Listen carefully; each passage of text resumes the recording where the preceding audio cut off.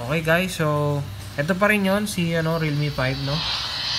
Same pa rin siya with a variant of 3GB RAM, 64GB ROM. So ito try naman natin guys ang high graphics sa sa Mobile Legends, no? Voice over. Nope, I don't want to. Nope. So pagbukas nyo guys, ang nakaalagay sa kanya, uy, wow. So guys, mayroon siyang option sa Ultra. Wow. Wow. Pero high lang siguro tayo, guys, no? Pero meron sa Ultra eh. No, high lang yung nakalagay na check eh, no? Na may ano. So try natin yung high muna. Tingnan natin gagana siya ng maayos sa high. So magka-classic lang tayo, guys, para makuha natin yung paborito kong hero. Hindi man actually favorite. Talagang pinapractice ko lang talaga siya ngayon. Si Johnson talaga pinaka-favorite ko eh. So kung sakaling maunahan tayo dun sa pinapractice kong hero, si Johnson talaga gagamitin ko. Eh, hindi ako naunahan. Wow, okay. So, sa high graphics, guys, hindi ako ganun kalag. Hindi siya naglag, no? Naunahan ko sila. Although, assuming ako, baka wala naman talagang pipili sa hero na to, no? Pero, malay mo, di ba? Bluish ba? Yung camera, no? Pero, okay naman, no? Wag, kung masyado maluwanag, masakit sa mata. So, hintay lang natin guys. Promise, papatay tayo sa pagkakataon na ngayon.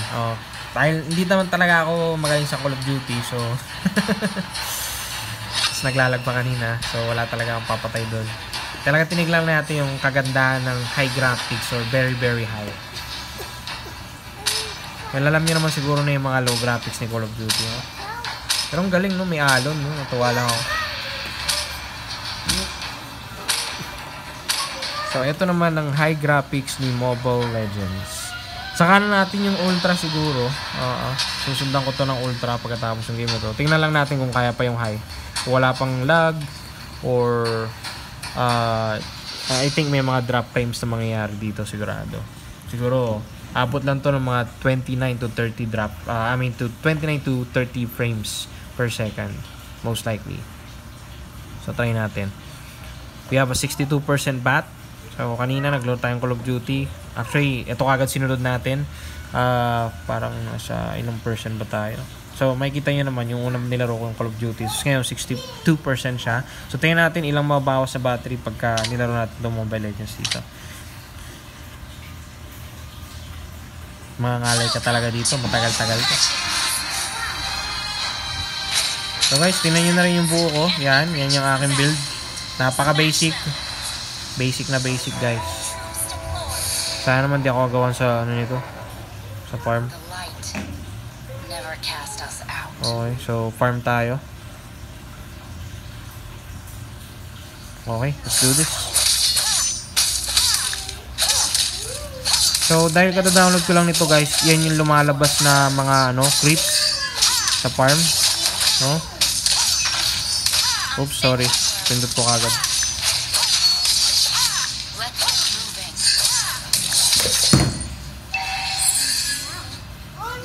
Okay, ayos. So guys, hindi to AI na nakalaban Ano to, classic to. Bagay, nakita nyo man yata sa umpisa. Kaya lang, alam nyo naman sa classic, madalas talaga may mga nagpa-practice talaga. Kaya parang tuloy sila, cancer. Although meron talagang AI na mode dito na pwedeng pag-practicean. Kaya lang, iba rin kasi pag-practicean mo yung tao talaga, di ba? Mas masarap.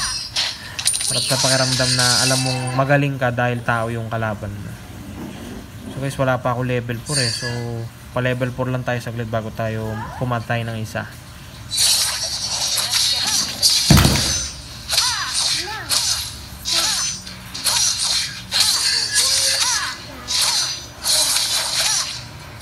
Yan, level 4 na tayo. Okay, let's do this.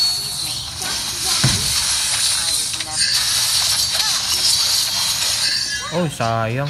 Na-slow ako. Okay lang yun, guys. Papatayin pa natin sila mamaya.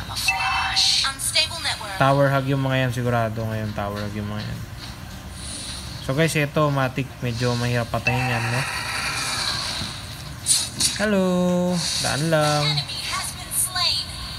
So, de-depend natin tong turret na to. Although, dapat talaga, nag-ano lang ako. Farm lang ako. Okay. So, magkakamatayan na sila. Aga-aga pa. So guys, so far hindi ako naglalag, no? Yun ang maganda, no? Kahit naka-high graphics na tayo. Naka-Snapdragon, ano kasi ito eh. Hindi ako nagkakamali. 665 ba yun? Hindi ako nagkakamali.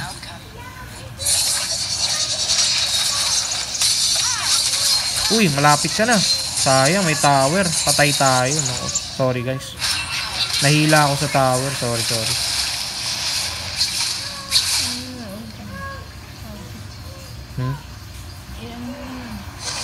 Hindi ako pwede mag-live dito. So guys, nakita nyo naman di siya malag. Siguro cut na natin dito, no? Okay. Thank you guys sa panonood. Okay.